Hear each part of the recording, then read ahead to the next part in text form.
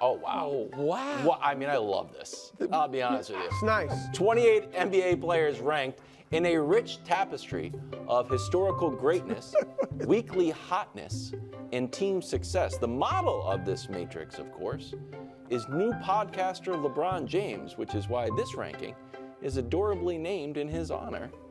It's time for King of the Hill. Great musical touches. It's really great. Gets you in a nice All right, mood. so Beautiful. this Butterflies. is, as Brew called our producers earlier today and tried to get them to interrogate me about the rules of the rankings. And as you will find out, honestly. it is a rich tapestry. Of course. But Can you define we rich have tapestry? made a decision, which is you've got to be playing. So Joel Embiid, we can show you who's off the hill. Okay. Joel Embiid's one of them. So Embiid had a spot near the top because he is unambiguously one of the best players in the league. Yeah.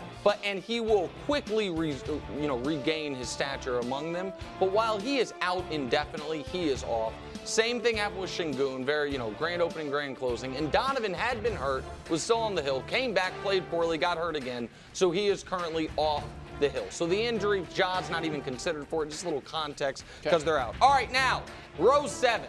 Tyrese Halliburton seems to be playing through an injury, has really not been the same player for more than a month now. He drops. Paul George, Sabonis stay. Tyrese Maxey, shout out to him. DeMar DeRozan, who's once again had another great week. And then Josh Hart. Holy cow. Josh Hart had a 20-20-10, 2019-10, and then how did he make it? Well, the Knicks are undefeated this week. He gets double-digit rebounds every game. He does all the little things, and he is the first player, Brew, a man after your heart, on any team in any game all year to play all 48. Love it. He did it last night, so you know what? Yeah, He's a man. Is that exactly right? He is a great I mean, guy. listen, it's how Thibodeau runs things. Josh Hart, welcome to King of the Hill. All right. Row 6. All right, Jimmy Butler. Nobody believes in the Heat magic more than me. The mystique of the Heat culture. Right. I dumped him. You guys got to. I know. You guys got to play better, and Jimmy's got to play better. He missed his 15 points per game. Missed some games this week, so he drops. Wemby, monster game. Yeah. Every one of these other guys had monster games or moments. Wemby had the 35. What was it? 16, 7, and 7. Kyrie had one of the best game winners we've seen in the NBA in years, and Zion. Seems like the less talk about Zion, the more comfortable he gets, the better he plays. Zion moves up. All right, row 5. Jalen Brown has been the best player on the Celtics for a month now. True. 34 points per game this past week since last King of the Hill. De'Aaron Fox once again beat the Lakers because he seems to always. Steph, Kawhi, and AD stay where they are. Steph had a bad game and a good game this week. Kawhi had the injury scare, but he's fine. Anthony Davis, I'm not going to hold against him. He got poked in the eye. He's not seriously injured. Row 4, really tough week for Kevin Durant. 15 points per game. The lack of ticky-tack fouls being called have seemed to affect certain guys more than others. The physical defense. Harden, obviously. Durant, at least this week, seemed a little off. SGA stays where he is. Dame, with that unbelievable performance without Giannis against Phoenix, the 41 points, the pulling up from the logo, I think it was 41 and 17, something insane. And Jalen Brunson. Let's go. The Knicks are 3-0 this week. Bro, he is averaging 40 points per game since the last edition of King of the Hill. He gets his highest mark yet. Now to row 3. LeBron this week, 28, 10, and 10, shooting 39% from 3, which lowers his season average, shooting 58% from the field, and then there's Tatum. 28, 6, and 5. Boston's undefeated this week. Luka stays where he is, and now, remember last week, we had 2 guys right here tied for the spot with the top spot vacant. What do we do at row 2 this week? Well, it's tough because Joker had his, monthly bad game since the last edition of King of the Hill, and Giannis missed a game. So it didn't feel right to move either one of them up, so that top spot will remain vacant. So we can reveal that top spot if we can. Oh my goodness gracious. Wow. Anthony Edwards. Hey, a man seizing the moment. Yeah. The block of the week, or the block of the year a couple weeks ago, the dunk of the week. I like they are the 1 seed. He's carrying them. He's the best interview in the league. He's the best dunker in the league. Got the best He's the best smile, highlight. He's as charismatic. He's, you know what? I'm going to be a little nativist, I guess. He's the best American we got going right now, at least young American. Anthony Edwards, briefly, a top king of the hill. Are they 2-seed officially? I know we're I'm sorry, a half game. They're a de facto tie for first in the West. Three-way tie, yes. Go ahead. Ant's my guy. So I like him atop the. I just want to clarify quickly. Does this mean he's the best player in the league? It means this week he's the. Bro, I can tell you. I know you asked this, but now that we're on the air, I will explain it.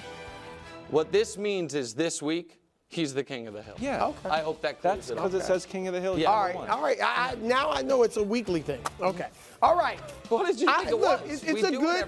It's not a bad hill. I like it. Okay. I'm going to move Zion up because I would have just moved him up where Jimmy Butler is, but you say it's not left to right.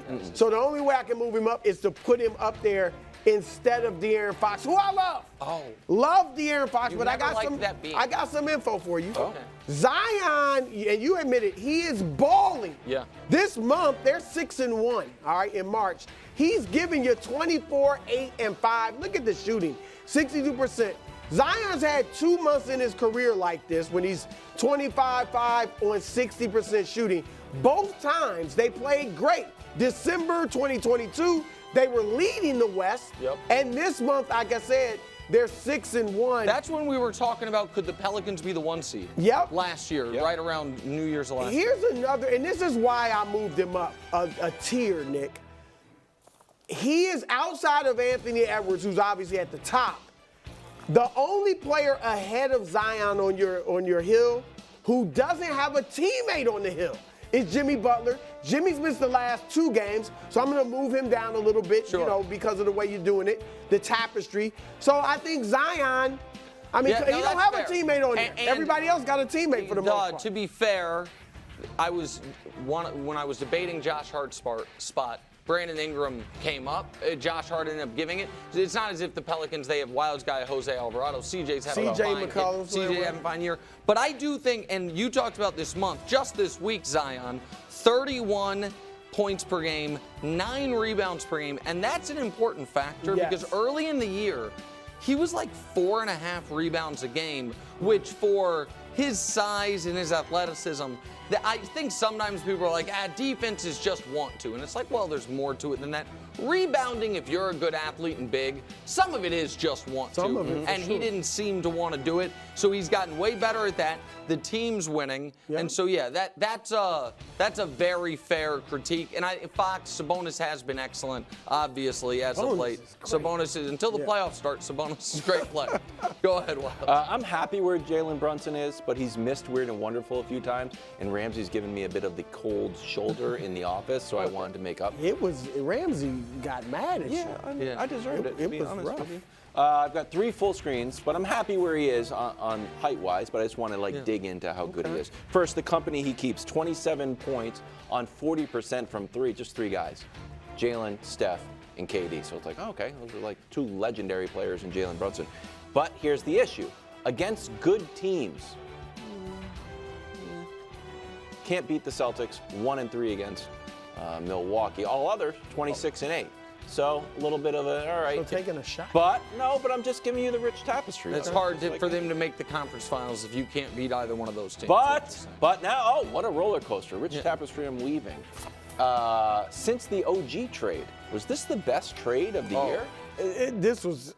Yes. I am when Jalen and OG was the best trade of the year. They're playing great, and they're 14-1 when they play together. He's back now. So the question I didn't know that stat. I didn't know they were 14-1 when they both play. So can the Knicks be more than just a spoiler, or are they just a nice story? So I don't think it's realistic to say the Knicks can make the NBA Finals. I do think that they could make the conference finals. I tend to think that those 2 teams that you put there, Boston and Milwaukee, and you guys know how I feel about Miami just historically, even though this year they haven't earned it. But here's what I will say is working in the Knicks' favor. The rule adjustments. The fact that the NBA has stopped calling the ticky-tack fouls, the fact that they're letting guys defend more, There are certain teams that's going to hurt, certain teams that's going to help. I would imagine there's no team that's going to help more than the Knicks. Also, Randall missing all this time, because he's been bad in every playoff run of his career. You hope that maybe when he comes back, he's not as worn out maybe as he's been at the end of these seasons, playing for Tibbs, playing big minutes. Into it right now. So I'll say this, I'm not, right now I would not be picking the Knicks to go further than round 2, but I feel better about this Knicks team than any team they have had since, honest to God, Latrell Sprewell and Allen Houston. I think they have a better chance to make the conference finals. Yeah? You like this team now? I like them. I agree with Nick. I think the ceiling is the conference finals. I think most likely they go out in the second round to the Bucks or the Celtics, all right? And this is a typical Tom Thibodeau team. Yeah. Where it reminds me of in Chicago, they were around Derrick Rose. Jalen Brunson's now in that role. And Tibbs' teams play so hard in the regular season, they don't really have another level to go to in the playoffs. The music and the butterflies mean it's kind of like I was giving cogent analysis. I know, but it's hard to give cogent analysis with butterflies flying it really is. It is. Thanks for watching. Subscribe here to get more from the show and to check out clips from other shows on FS1.